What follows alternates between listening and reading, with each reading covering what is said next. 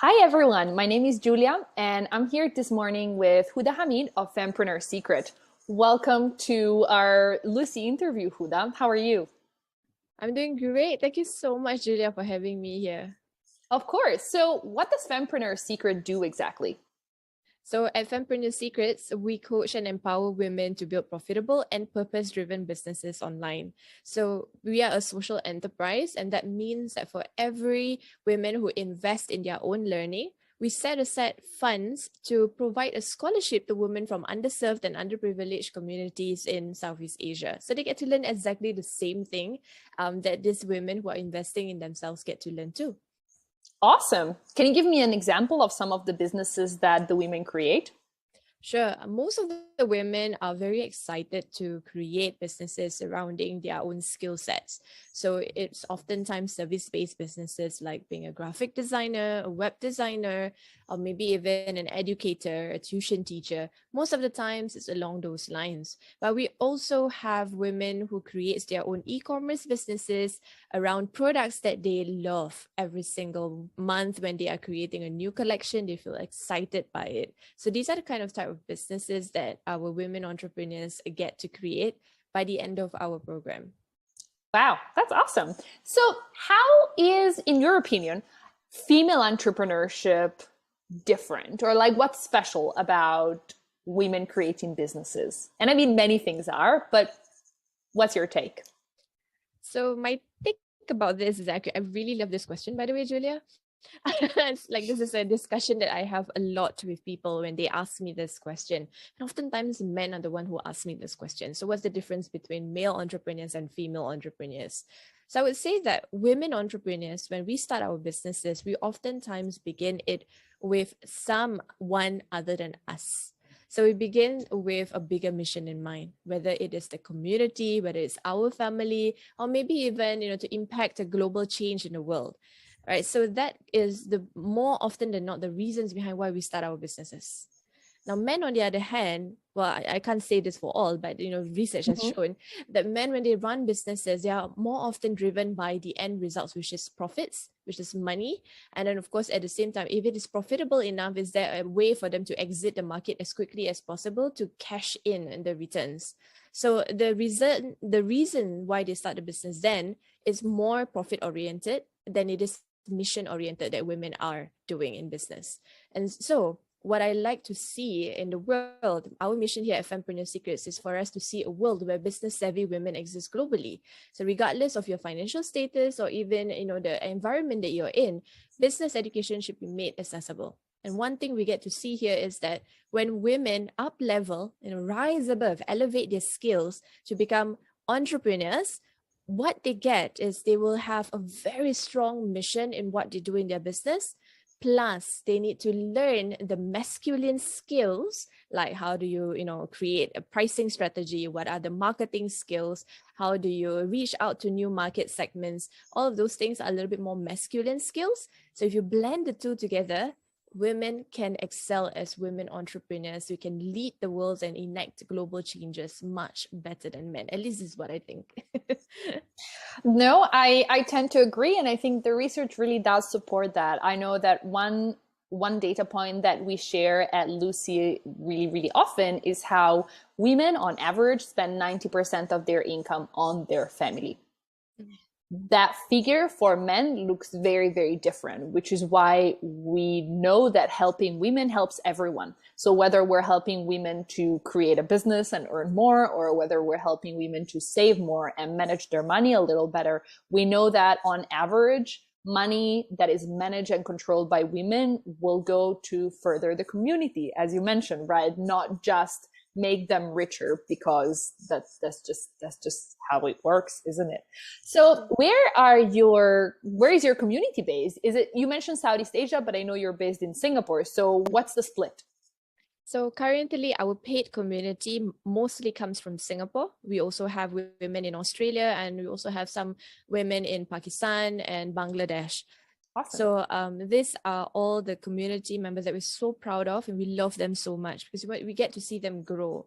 And I think this is also the blessing of, starting off first with doing business coaching, because we have that one-to-one support with them and we understand the challenges that they go through on a deeper level, versus, to just create a community for the purpose of networking.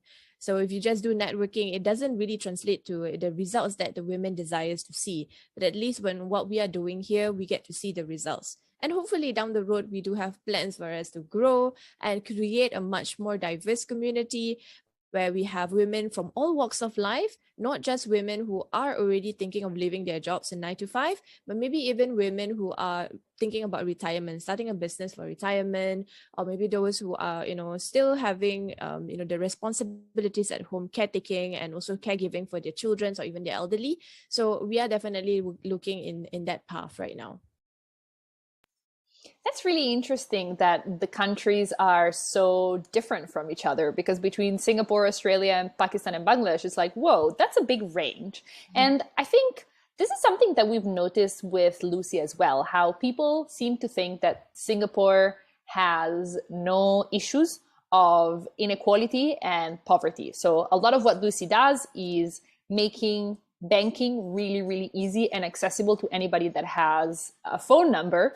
And a lot of the times we get asked, oh, but what's the need for that in Singapore? Everyone has a bank account in Singapore. Everyone has money in Singapore.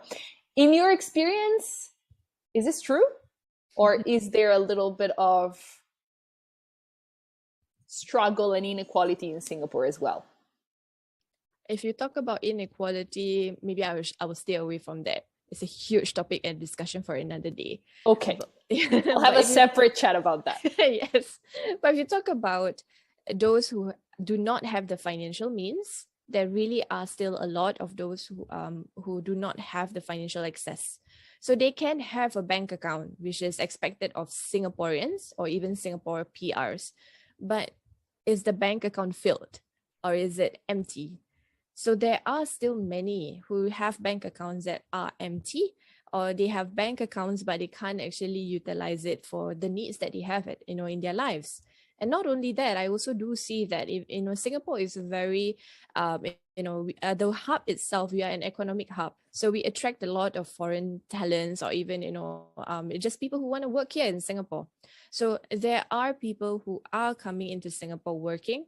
And from what I understand with Lucy as well in our interview previously, also that, there are still people, especially the foreign workers, who do not have access to bank accounts, or they find it very challenging for them to create bank accounts as they are working here.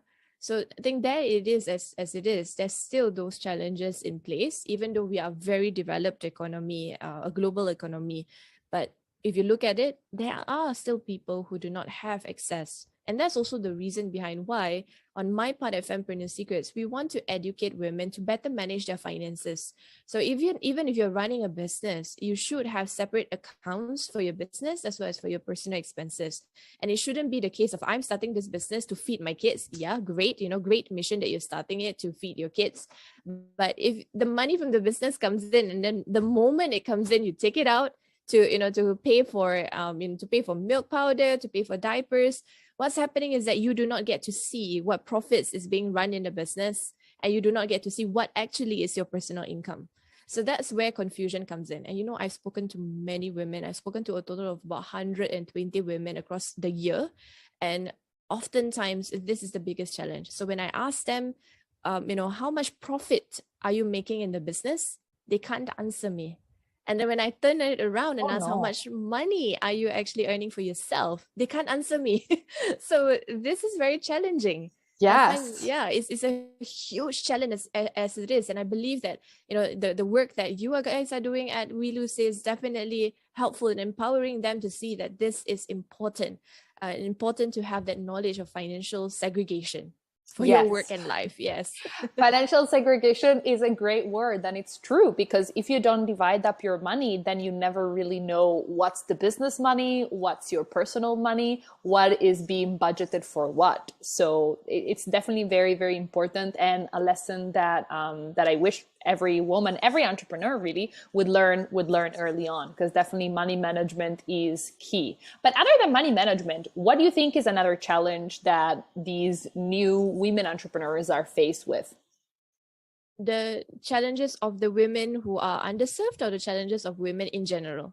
Just, I think, challenges of women when it comes to running a business, especially because you work with such a diverse range of people. I'm interested to hear what's your opinion, like what's something that is it missing? Is it, I don't know, is it the education system perhaps? Is it their families and support system, other than the money management, which we have established, very important, it's key. But other than that, what else is there?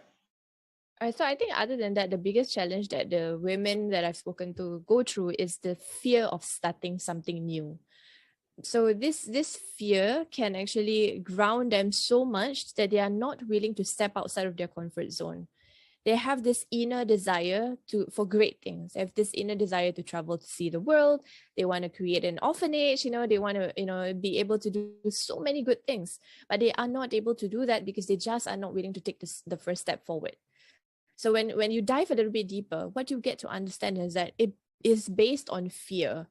And if you go even deeper, the reason behind why these women more often than not are afraid to get started is because they are afraid to let go of their comfortable salary. So if they have a comfortable 9 to 5 salary, and in Singapore, the salary is really good. So, like if you compare to other parts of Southeast Asia, Singaporeans are definitely paid quite well. Yeah, so it is a challenge to let go of that income. And of course, at the same time, the support system.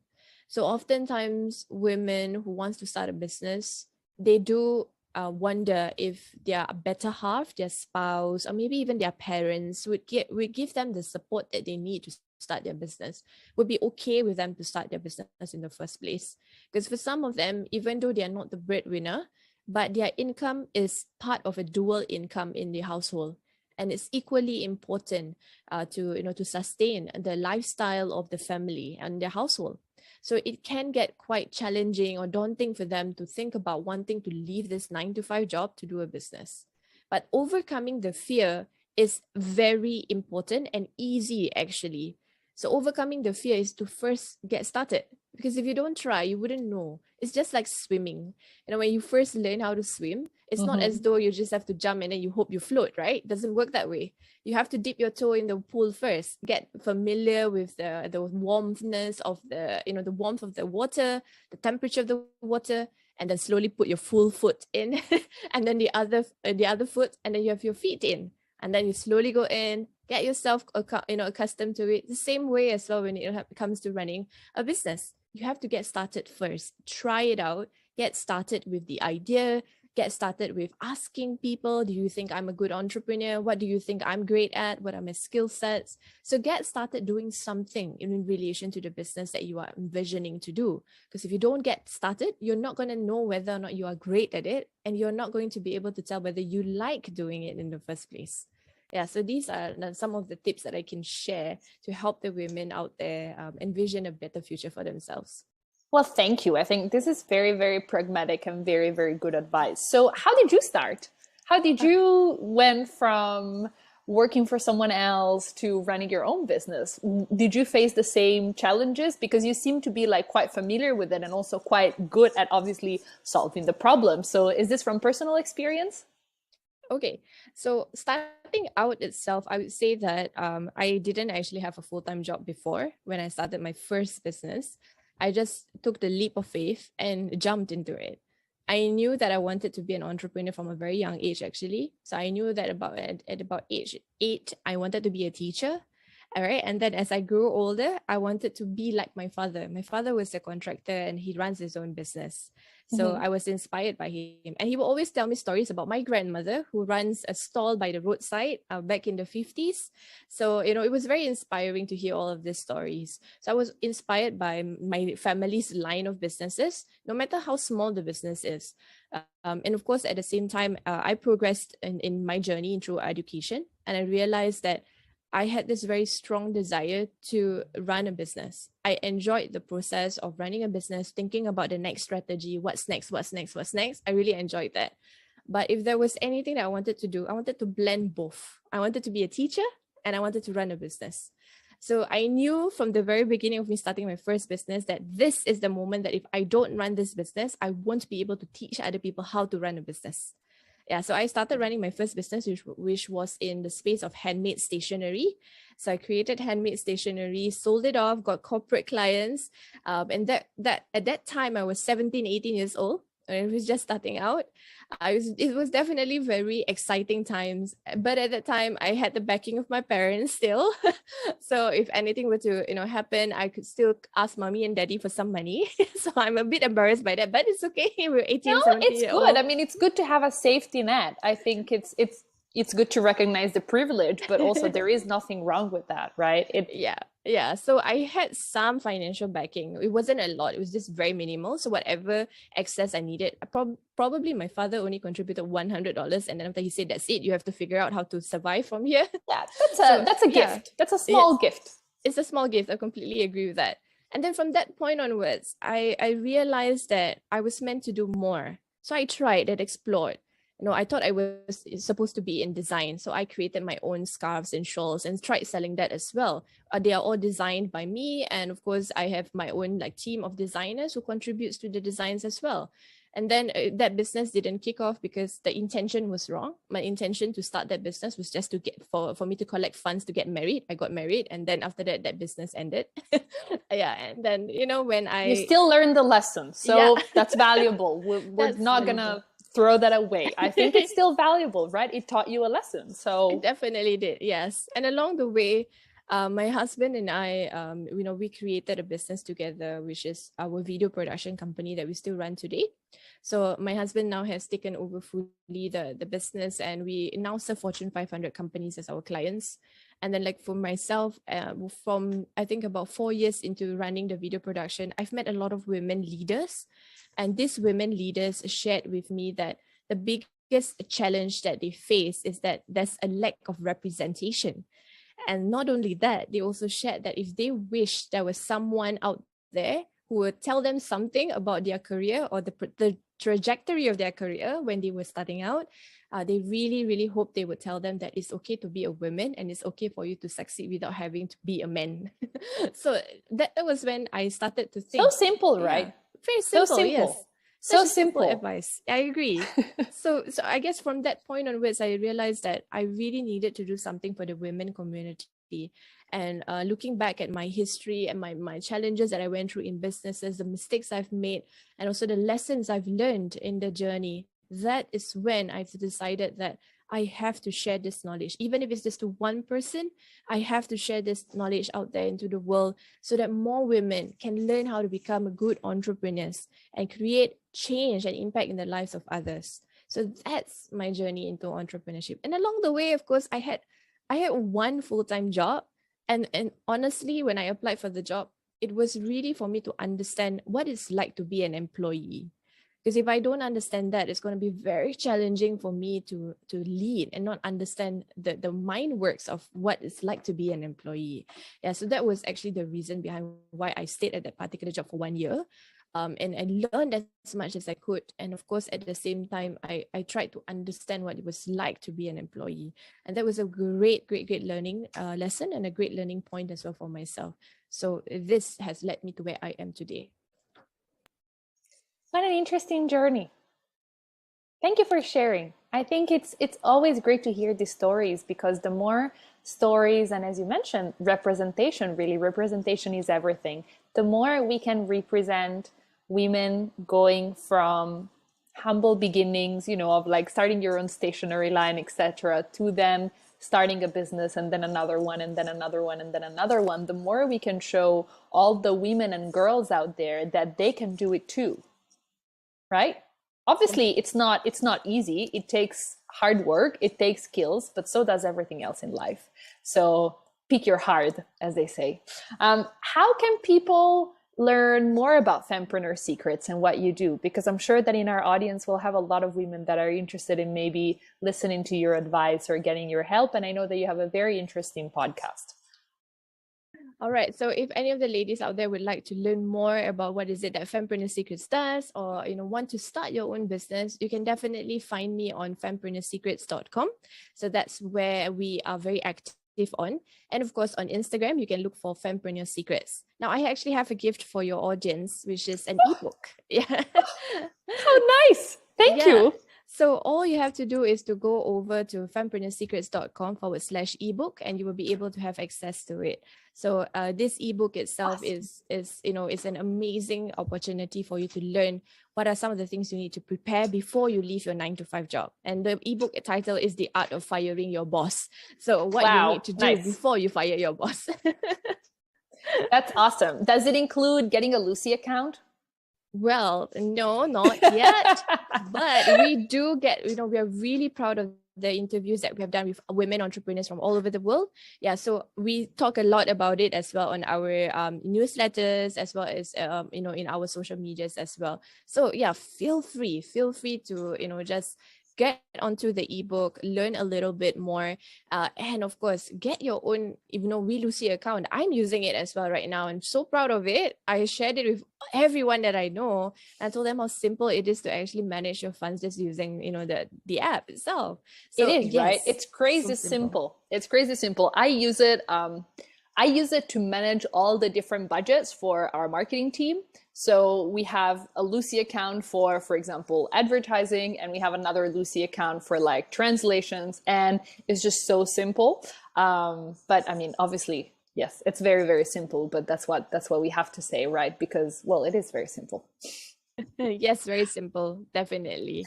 And one nice benefit of Lucy that I think it's pertinent to share right now is that even though Lucy is a personal account, you can actually open it as a personal account, but then use it as a business account. All you need to have is basically just your Singapore phone number. We don't ask anyone for proof of business registration. So this is perfect if you are in the phase of starting your business, but you haven't incorporated yet, but you want an easy way to track your expenses and your revenue so that you know what your profit is when Huda asks you. And yeah, it's just completely free, and there is no catch. So it is a great way to get started. It's a first small step. Also because we keep hearing more and more stories of the big traditional banks in Singapore not being very micro business friendly. And I'm sure they were isolated accidents, but it's happened really, really often, unfortunately. So especially if you're thinking of just starting a small home-based business or as a solopreneur, then the Lucy account just has everything that you need to pay people and get paid. And it just works very easily. So check it out. All the links will be at the top, on top of the video anyway, if you guys want to discover that. Okay, well, Huda, thank you so much for sharing your experience with us today. I think it was amazing to hear your story of how you went from one business to all the other ones. Do you have any final words of encouragement for our audience out there? Definitely. So the journey doesn't stop, and the journey will keep going on. So remember to keep learning and keep believing in yourself, because the world needs